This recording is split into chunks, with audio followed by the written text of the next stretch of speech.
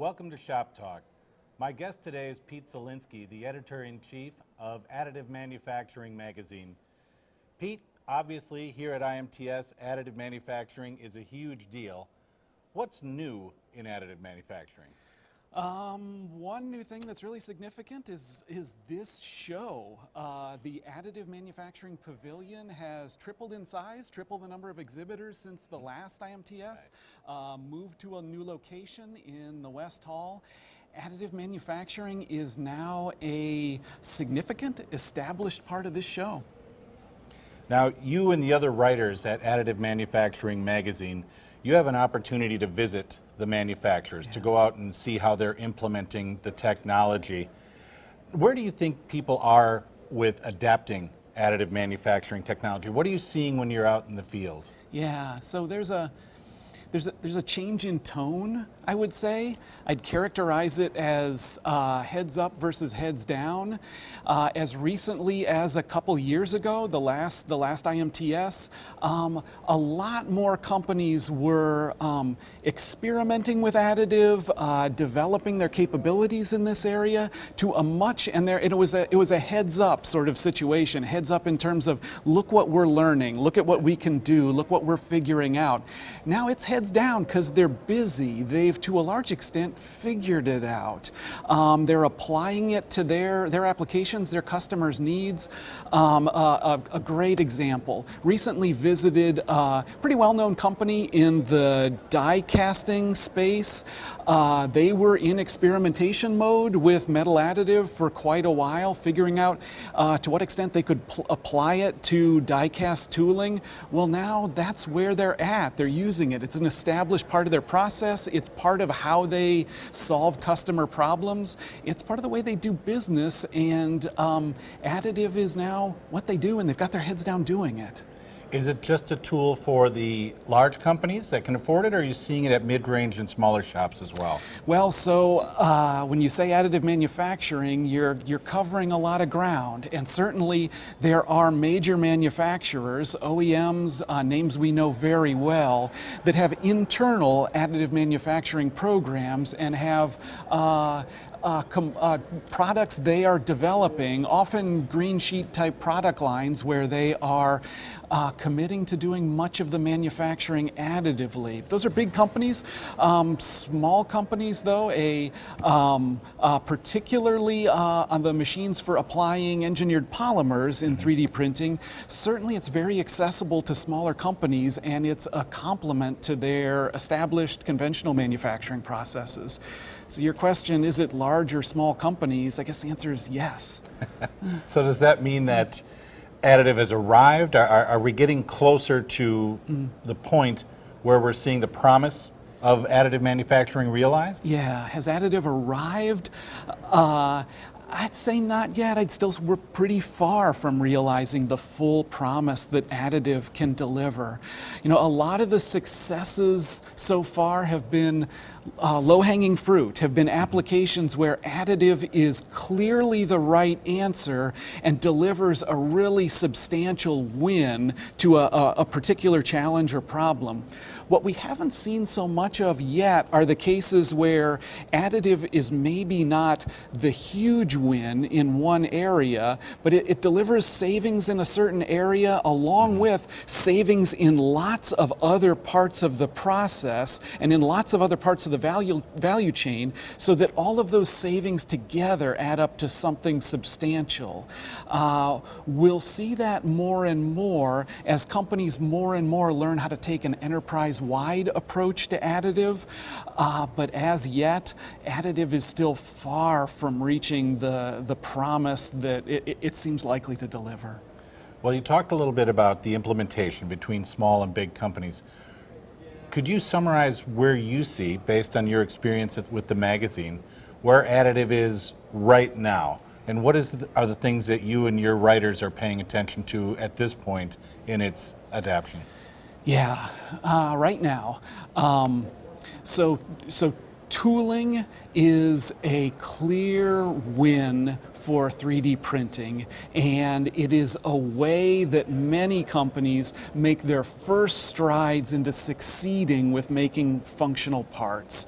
Making their own tooling used internally, which could be like assembly jigs or special assembly hand tools, dies, molds, inspection tooling. So all of that is sort of an obvious choice for additive. From there, it's, additive 3D printing for a long time, for decades, it was conceived of as a prototyping technology, still using it for prototypes, but that prototyping more and more and very naturally transitions into short-run production, and those shorter runs getting longer and longer. So where is additive at right now? A lot of tooling and a rapidly increasing forays into production parts, end-use production parts. A moment ago you talked about the metals. Is the additive technology important for IMTS with our all metals technology? So a couple things. Additive manufacturing brings design freedom, and we say that, and often what you imagine is geometric freedom, and it does bring that. We're set free of right angles. We can do much more organic shapes, but an equally important and maybe more important freedom from additive is the material freedom. It's the possibility to work with metals that might be difficult to machine. Additive provides an alternate way that might be easier to use really challenging metals. It provides a way also to develop metals that maybe can't be deployed any other way. There are nuanced examples of this. Titanium 6-4 that is stronger than other versions of this alloy but can only be applied additively.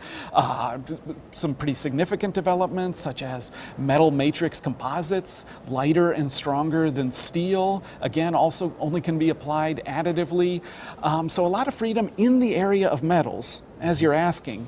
But is metals the sole relevance of additive at this show, historically a metalworking show? And the answer is really no, because another thing about additive is it blurs the line between where you use metal and where you use plastic. A lot of times we spec a part as metal just because to use plastic would call for some kind of tooling, a mold, for example. 3D printing is part making without a mold, and so it brings the opportunity to use engineered polymers in a greater range of applications, maybe in place of metal. There's an exhibitor at the show this year that is introducing a relatively lower cost 3D printer for applying carbon fiber reinforced polymer. So a non-metal material that could easily be a replacement for metal in a lot of applications. You touched a moment ago on the prototyping and additive's legacy of being understood for prototyping, now moving into shorter runs and longer runs. The knock on additive not too long ago, maybe as recently as IMTS 2014, was that speed issue. Are you seeing that being solved? So yeah. So not too recently is the descriptor, not too long ago is the descriptor of a lot of the knocks on additive. This technology is changing rapidly, and a lot of the seeming shortcomings are being incrementally overcome. You ask about speed. Yeah, this technology, Bill, is moving toward production. We're seeing that, and in the ways that we focus on this technology in our publication, we're going to emphasize that more and more.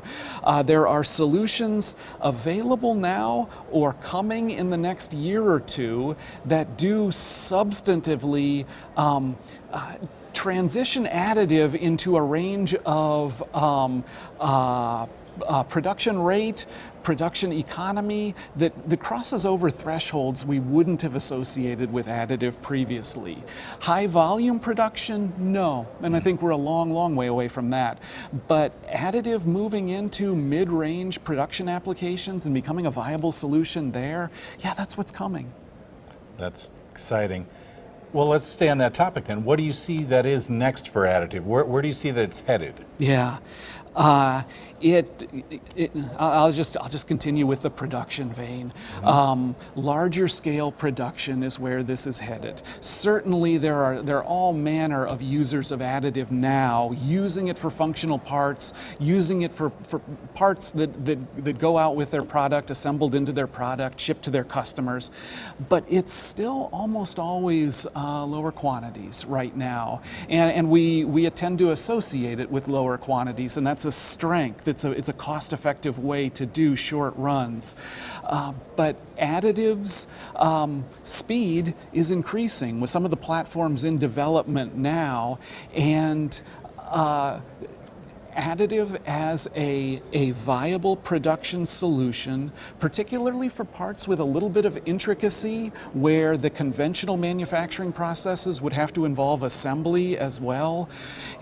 We're going to see additive become accepted and become mainstream in a lot of applications like that. Well, we have time for one more question. And now you mentioned earlier the additive manufacturing pavilion over in the West building. Where else could visitors to IMTS go to see additive technology? So EOS has its Additive Minds conference Wednesday afternoon. Our publication, Additive Manufacturing, is holding its Additive Manufacturing Conference. This is a day-and-a-half event, Tuesday, all day Tuesday and Wednesday afternoon. We're the hosts, along with AMT, the organizers of IMTS. And we've packed a lot into the conference this year. We're talking about business culture issues related to additive, safety considerations, design issues in additive manufacturing, making tooling, making parts. We're going to cover a lot. If you're seeing this on Monday, there's still time to register. We get an early start on Tuesday. Starts 8 o'clock Tuesday morning. As I say, all day Tuesday, half the day Wednesday, the Additive Manufacturing Conference. And you're moving away from purely technical deep dives. You talked about the business reasons and some of those other, nice overview into how it's melding into the shops. So that's the beauty, is that there are users now, and we can bring them in, and they can talk about the, it's just, additive is not a plug-in replacement for other modes of manufacturing. Additive is it's a process change that entails engineering changes and culture changes, and you really can't talk about the technology without talking about all of these other issues that go into using that technology to realize its promise. That sounds exciting. We're glad you're here. Appreciate all the information. This has been Shop Talk. Our guest today has been Pete Zelinksi, the editor-in-chief for Additive Manufacturing magazine. For IMTS TV, I'm Bill Herman.